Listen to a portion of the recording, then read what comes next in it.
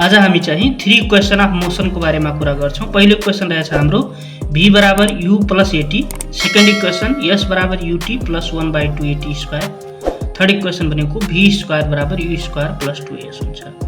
अब यी तीनवटा इक्वेसन कसरी आयो त यसको प्रुफको बारेमा आज हामी चर्चा गर्छौं। फर्स्ट इक्वेसनको बारेमा गर्दाखेरि v बराबर u प्लस at कसरी प्रुफ गर्ने त यसको लागि हामीलाई थाहा छ एक्सिलरेसन इज इक्वल टु हुन्छ final velocity minus initial velocity divide by time. अब यसलाई हामी लेख्न सक्छौं फाइनल एक्सिलरेसनलाई a ले जनाइन्छ, a is equal to final velocity भनेको v हुन्छ हाम्रो, इनिशियल भनेको u हुन्छ, टाइम भनेको t हुन्छ। अब यहाँ चाहिँ t ले यता डिवाइड हुन्छ, यता मल्टिप्लाई भएपछि के हुन्छ at हुन्छ, at इज इक्वल टु हुन्छ v माइनस u हुन्छ। अब यसलाई के लेख्न सक्छौं हामी यार v इज इक्वल टु लेख्न सक्छौं हामी u प्लस at। यसरी चाहिँ हाम्रो फर्स्ट इक्वेसन चाहिँ के हुन्छ प्रुफ हुन्छ। यसरी हामीले फर्स्ट इक्वेसन के गर्न सकिन्छ प्रुफ गर्न सकिन्छ।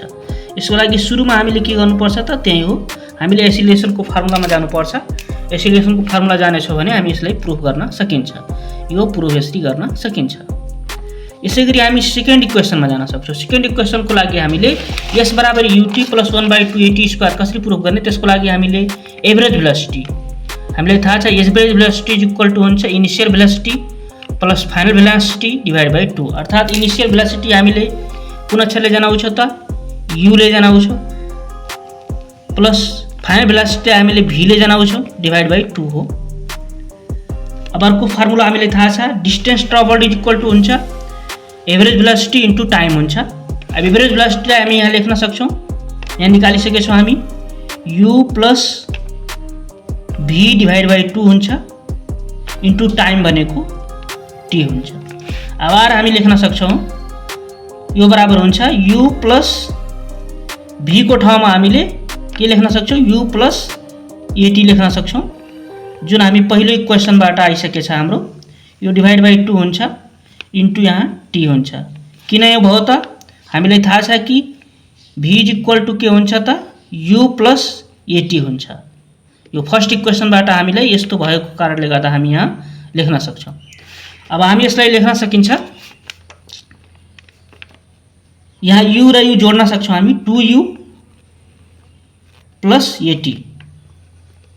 यो टोटलमा चाहिँ कतिले गुणन छ त t ले गुणन छ, यो डिवाइड बाई 2 हो।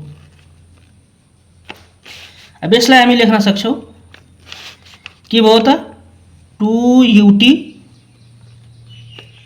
प्लस at स्क्वायर भयो, यो होलमा डिवाइड बाई कति छ 2 छ।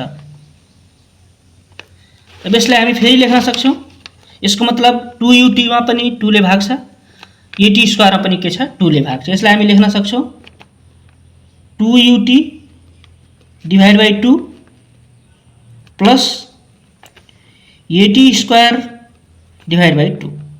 अब यो 2 ले 2 कट्छ, यो बराबर हुन्छ हाम्रो ut हुन्छ प्लस यहाँ माथि केही छैन भने 1 छ 1/2 at स्क्वायर हुन्छ। यसरी हाम्रो सेकेन्ड इक्वेसन पनि के हुन्छ प्रुफ हुन्छ। यो सेकेन्ड इक्वेसन अर्थात हाम्रो यहाँ डिस्टेन्स ट्राभल भनेको s बराबर भयो, अर्थात s बराबर हाम्रो के प्रुफ भयो त s is equal to ut plus 1/2 at square यो पनि के भयो प्रुफ भयो। यसरी हामीले यो प्रुफ गर्न सकिन्छ। यो सेकेन्ड इक्वेसन यसरी हाम्रो प्रुफ भयो।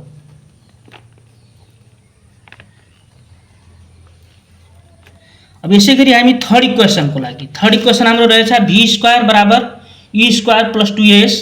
यसको लागि हाम्रो उही फर्मुला हामी प्रुफ गर्ने हो डिस्टेन्स ट्राभल्ड इक्वल टु हुन्छ एभरेज भेलोसिटी इन्टु टाइम हुन्छ। अब यहाँ पनि सेम त्यही कुरा हामी लेख्ने हो। एभरेज भेलोसिटी भनेको हामीलाई थाहा छ u plus v divide by 2 हुन्छ एभरेज भेलोसिटी इन्टु टाइम भनेको t हुन्छ। अब यहाँ हामीले यसलाई के लेख्न सकिन्छ त सेम त्यही लेख्ने हो u plus v divide by 2 यहाँ डिस्टेन्स ट्राभललाई हामीले यसले जनाइन्छ, t को ठाउँमा हामी लेख्न सक्छौं into v minus u upon a। कसरी लेख्न सक्छौं त ए बराबर हुन्छ भी माइनस यू अपान टी हुन्छ। त्यसैले टी बराबर हामी यसलाई लेख्न सक्छौं भी माइनस यू अपान ए। यो माथिबाट हामी यो लिएका छौं कि यति हुने भएकोले यहाँ यसलाई लेख्न सक्छौं। अब यहाँ हामीले थाहा छ यो गर्न सक्छौं हामीले। तल चाहिँ के भयो एउटा कोष्टमा u प्लस v, यसलाई हामी लेख्न सक्छौं u प्लस v लाई हामी v प्लस u पनि लेख्न सक्छौं डिवाइड बाइ 2 अनि ये भयो ये गुणन भयो अनि इन्टु यसलाई लेख्न सक्छौं हामी v माइनस u एउटैमा हामी लेख्दियौं। अब यो भयो हाम्रो एक कोष्टमा भयो v प्लस u अर्कोमा v माइनस u भनेको यसलाई हामी लेख्न सक्छौं v स्क्वायर। यसलाई यसरी हामी कोष्ट बनाउन सक्छौं भने हामीलाई थाहा छ कि a plus b a minus b भनेको a square minus b square हुन्छ। यसलाई हामी लेख्न सक्छौं v square minus u square divide by 2a लेख्न सक्छौं। यहाँ हाम्रो s छँदैछ। अब यो 2a ले यता गुणन भयो 2as बराबर भयो हाम्रो 2as इज इक्वल टु भयो हाम्रो v square minus u square. r हामी लेख्न सक्छौं v square is equal to u square plus 2as। यसरी हामी थर्ड इक्वेसनलाई पनि के गर्न सकिन्छ प्रुफ गर्न सकिन्छ। यसरी हामीले मोसनका तीनवटै इक्वेसनलाई यसरी प्रुफ गर्न सक्छौं। त्यसको लागि मेन फर्मुला भनेको हामी एउटा एसिलेसनको फर्मुला जान्नु पर्यो। एसिलेसन फर्मुला भनेको हाम्रो